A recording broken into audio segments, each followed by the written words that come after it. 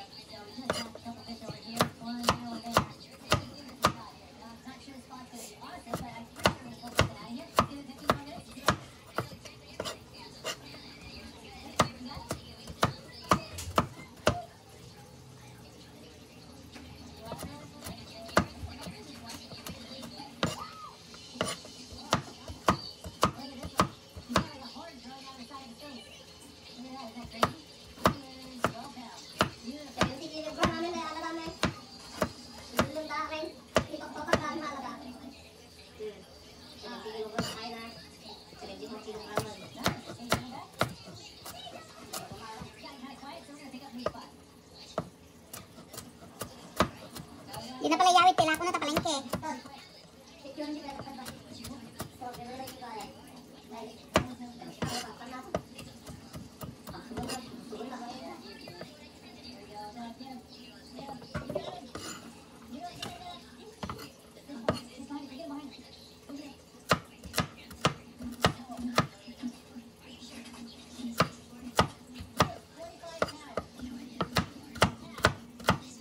Magluto tayo ng bopes. Ayan yung ingredients natin. Na-blance na po yan. Tapos, ayan yung bell pepper. Tapos, yan yung carrots, garlic, and onion. So, we'll start. Lagyan na ng vegetable oil.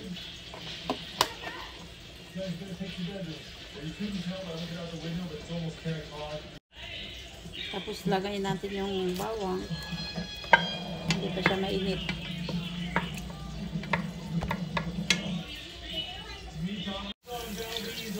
Yan na yung bawang natin. Tapos lagay natin yung onion.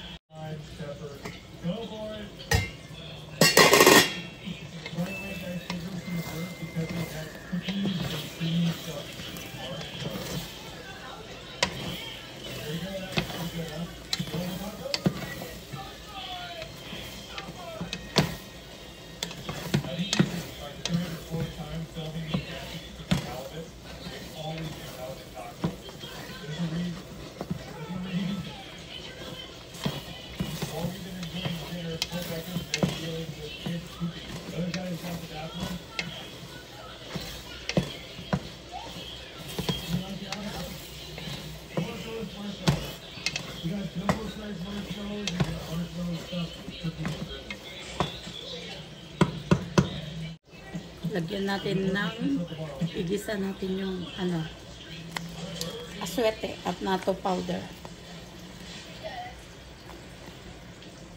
Ayan.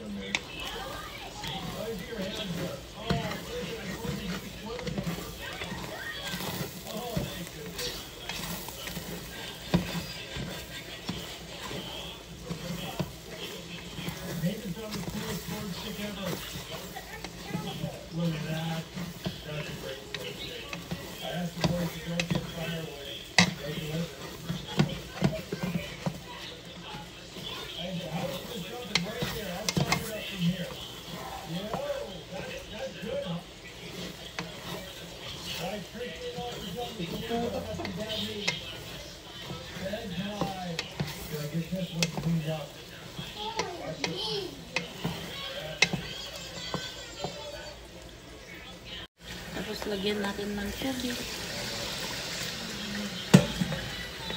Maraming tubig para lumambot.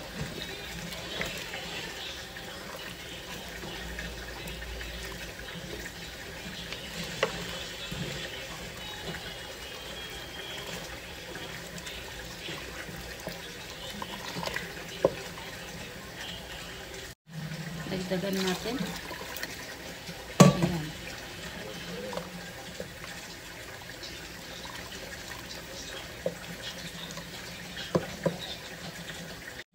Tapos lagyan natin ng bay leaf.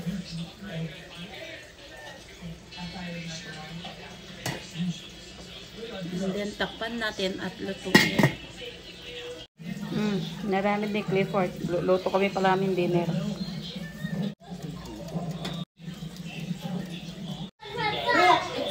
Ayan, more than 1 hour. Naano natin kasi nagdagan natin yung tubig niya. Dami natin nilagay na tubig kanina para lumambot.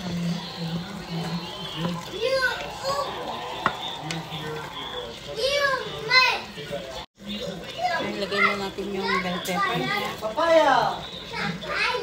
Kasi malambot na yung ano.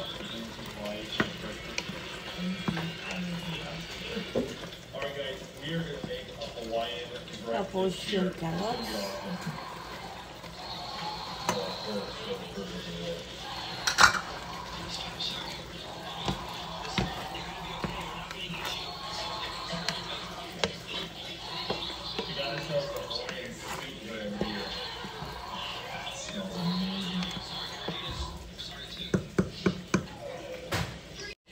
Tapos lagyan natin ng beef cube.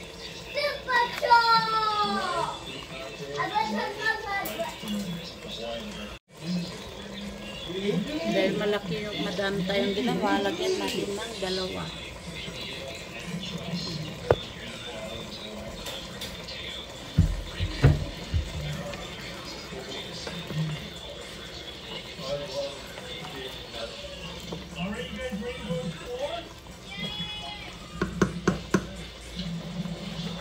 Lagyan natin ng fish sauce.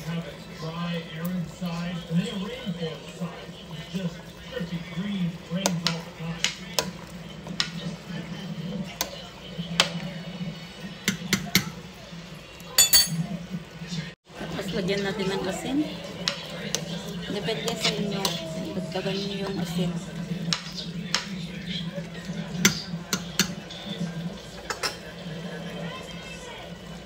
Tapos takpan natin ulit. So check natin. Ayan, luto na siya.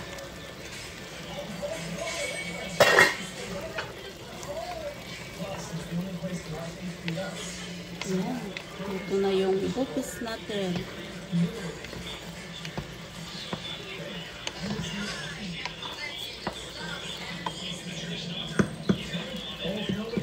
Lagyan na natin ng paminta.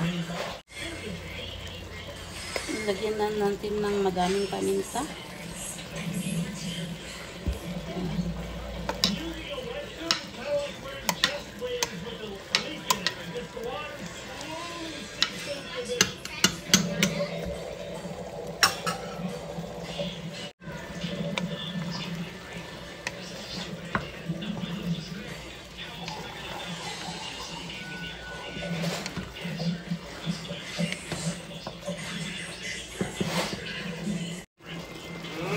po yung bupis natin. Ito na siya. Malambot na malambot na. Kasi pinakuluan natin ng 1.5 hour. Yan, pakainin na natin si Levi.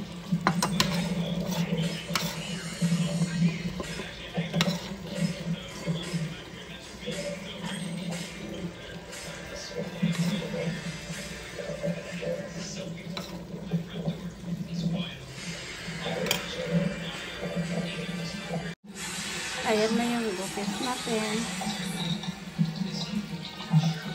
Parang masarap siya. Pero di ko naman matikman kasi ayaw ko nga. Kaya tinansya ko na lang yung mga ingredients niya.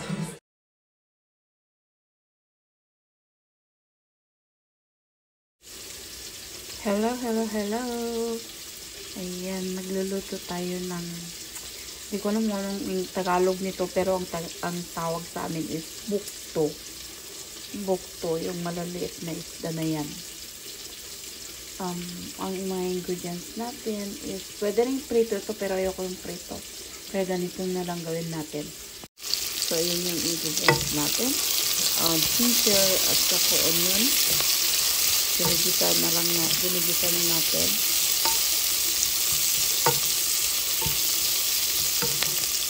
Tapos, ayan yung tomato natin. Ayan, nabango na yung ano niya, yung sibuyas at saka ginger. Ito yung ulam ko. Baon ko rin bukas sa trabaho.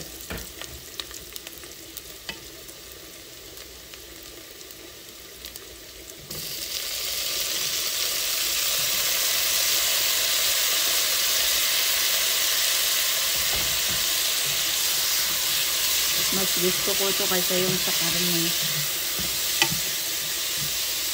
Masarap po siya.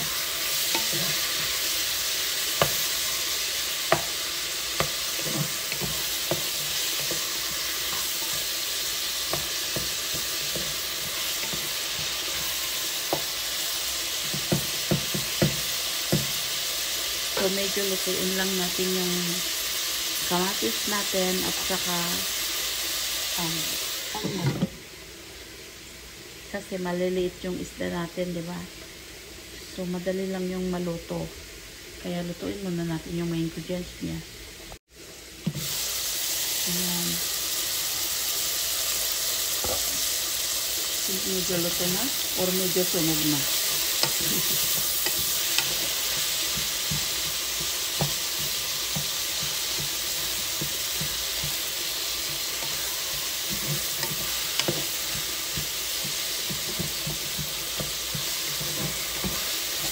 Kailangan pong medyo mag-paste yung kamatis natin.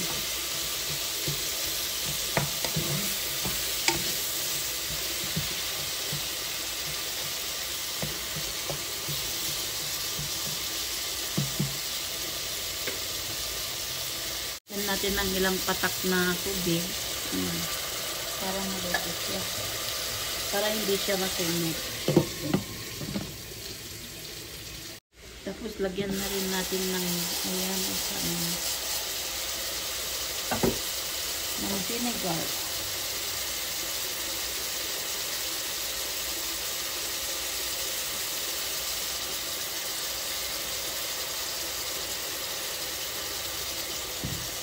Dalawang kutsara na malalaki.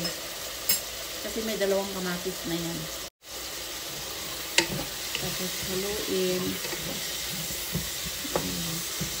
Ayan, luto na yung kamatis niya. At saka yung sibuyas.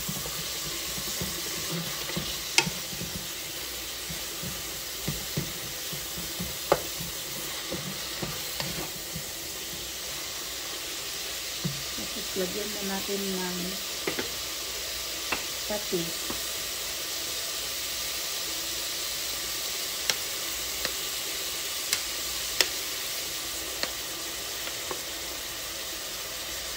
Fish sauce.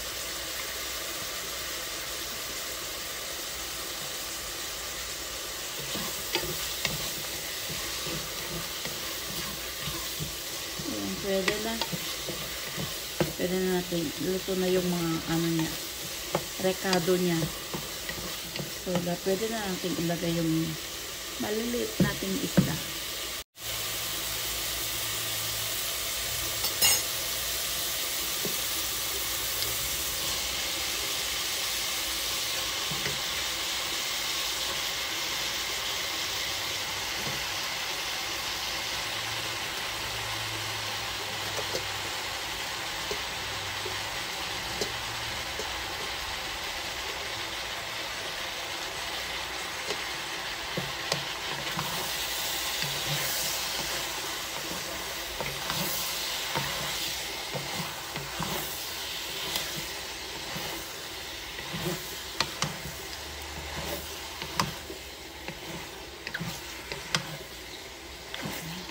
Kaya yun ang purpose, kaya niluto ko yung mga ingredients niya muna kasi para hindi siya madurog dahil madali lang itong maluto. Tapos lagay na rin natin yung magic sarap natin. Isang magic sarap. At maglagay din tayo ng asin.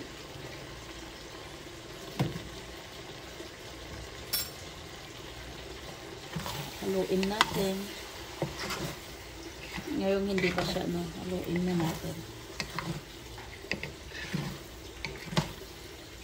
Durog na yung iba. Okay lang yan. Ako naman yung kakain. Ayan, ganyan siya kabilis maluto. Kaya kailangan yung ingredients, yung marikado muna ang lutuin natin. So takpan natin at low fire lang. So i-check natin. Ayan, kumukulo na po siya. So slow fire lang po siya para hindi kasi matunaw yung isda, yung bukto natin.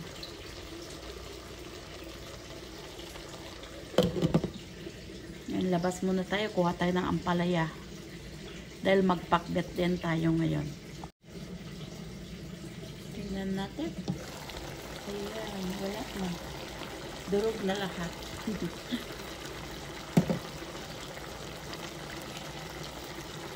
So, luto na siya. Ganyan lang siya. Ang dali-daling lutuin.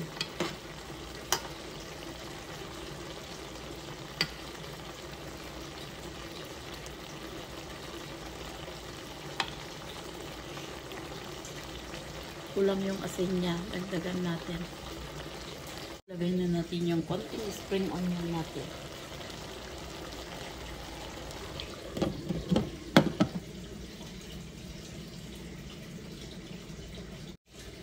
Ayan, luto na siya. Luto na yung natin. Bukto natin. Sunog na rin.